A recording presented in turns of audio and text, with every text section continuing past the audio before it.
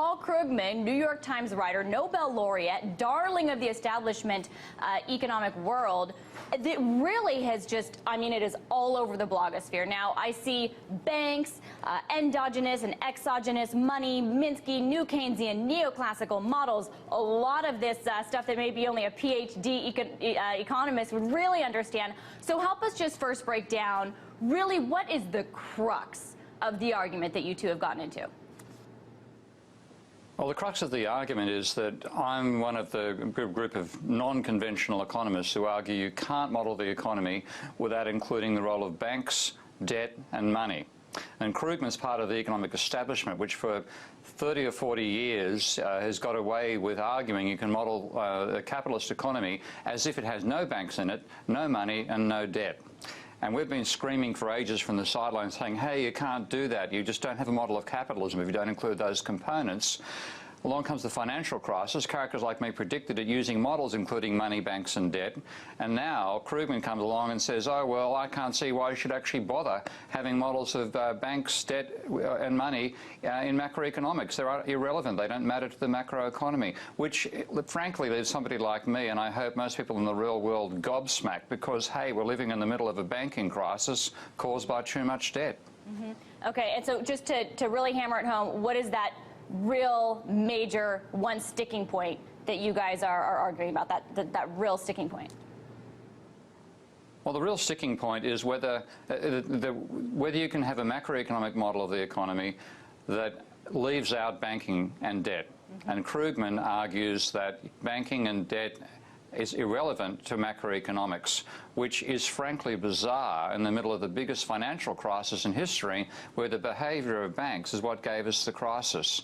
So it's really that total battle that he comes from the mainstream of economics, which has dominated it for 60 or 70 years, yeah, which argues that you can model the economy without talking about those issues, without debt and money. And I'm part of the minority, which has been progressively marginalised, that says you can't do it. So we're finally getting the attention of this crowd. They've been ignoring us for decades. Finally, they've taken us seriously, but then, of course, they dismiss our arguments. Well, you certainly are getting a lot of attention, and I'll tell you, one thing that this has escalated to is this final back and forth. You have Krugman, and, you know, this is something that I've seen you write about, a lot of people on the blogosphere write about, his commenters write about. It appears that he took part of your post out of context in a way that seems really disingenuous. What happened?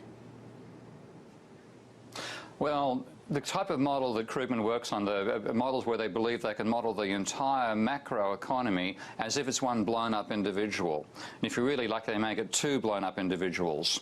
And that's what they call the micro-foundations approach to macroeconomics. Mm-hmm. Now, from my point of view, that's nonsense. You can't do it. And actually, the reasons why you can't are actually proven by very good conventional neoclassical economists. That simply doesn't work. Mm-hmm. But the people like Krugman have built the model ignoring these strong, well-founded theoretical criticisms of that whole approach.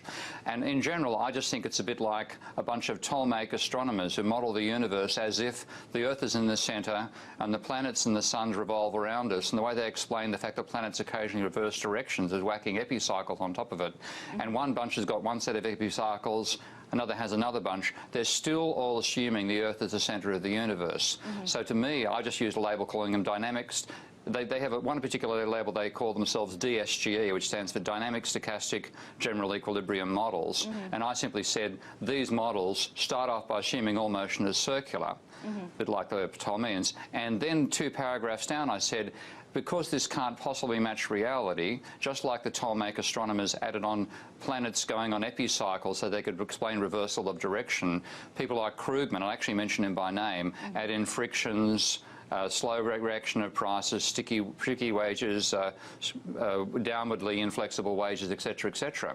Now, he obviously didn't read the post, mm-hmm, simply saw the start where I talked about the circular motion part of the model, mm-hmm, and then assumed that I didn't know that the rest was done, as if I'm some dunce who doesn't know the economic literature. Yeah. Now, the frank thing is, I know the economic literature better than Krugman does. Well, and the insult was Yeah, I got insulted by being in front of 1 million readers of the New York Times by somebody who misread my paper. Right. Well, you know, a lot of his commenters, though, pointed that out and pointed out that he took you out of context to make his point. And then he said, and we can bring it up, he gave updates to that post and said, essentially, time to move on. We're done. This is it. And we have it right there. He went on to sound like he essentially called you a heretic. At least he said, I'm all for listening to heretics, but blah, blah, blah. So I guess my question, is this a Paul Krugman personality thing, do you think? Or is this more representative of how neoclassical economists think that they need to be right even when they're wrong? It's more that neoclassicals think they're right no matter what. I mean, they have a vision of the economy that has it in equilibrium or nearby, disturbed a bit from equilibrium by shocks, and all the ups and downs are just these exogenous shocks. And we've been saying for a long, long time, you can't model the economy as if it's in equilibrium because, hey, it's not. It's out of equilibrium, and especially at times right now. So there's other approaches to do it, dynamic modeling that I do, that give you models that include banks that actually give you the result that, yes, you can have crises like the one we're in now. And I first wrote a model of that nature back in 1995. Now, Krugman, they've always ignored us. And what they've simply said is, oh, you don't understand our models, therefore we can ignore you.